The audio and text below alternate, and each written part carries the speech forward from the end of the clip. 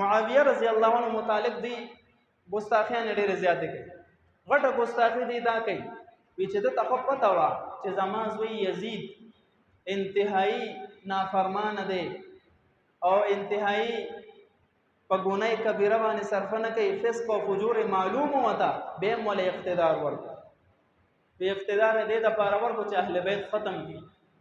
نعوذ بالله من ذلك.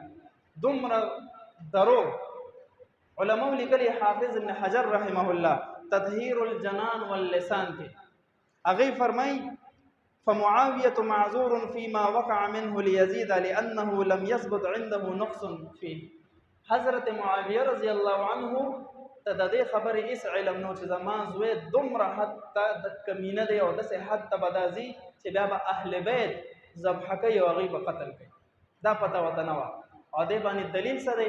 حضرت معاویه رضی الله عنه چې کله دنیا نه تلو نو خپل زوی یزید ته وصیت کوي وګوره یاد ساته عراق والا براباسي او حضرت حسین رضی الله عنه به د خلافت په مسله کې ستا مقابل ودرئ، خو چې کله حضرت حسین ستا مقابل ودرېږي نو ګورې ته به د درګذر او د عفو معامله کې هېڅ کله به ګورې تلوار نه اوچتې.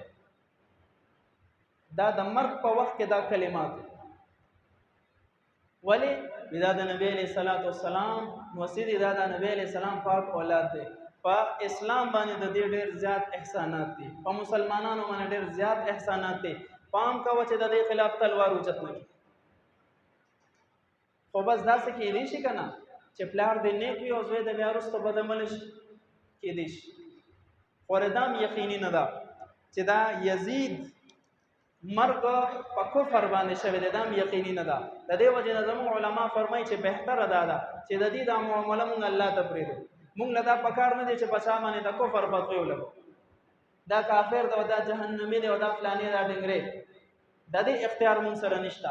دغه معامله به مونږ چا ته پرېږدو؟ رب عزوجل. الله رب عزت موږ تاسو ته عمل کولو توفیق راکړي.